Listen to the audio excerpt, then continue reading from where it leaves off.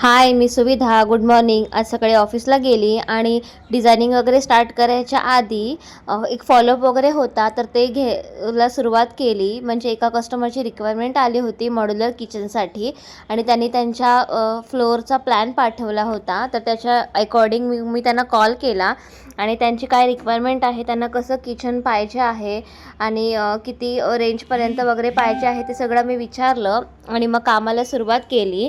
त्यानंतर आज आमची होती पिझ्झा पार्टी. त्या दिवशी ज्या अभिजित सरांचा बड्डे झाला होता, तर त्यांची पार्टी आज होती.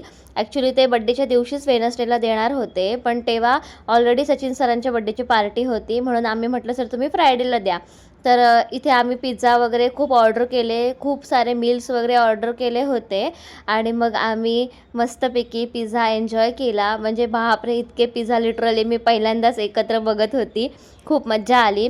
लंच टाईमनंतर पुन्हा एकदा कामाला सुरुवात केली.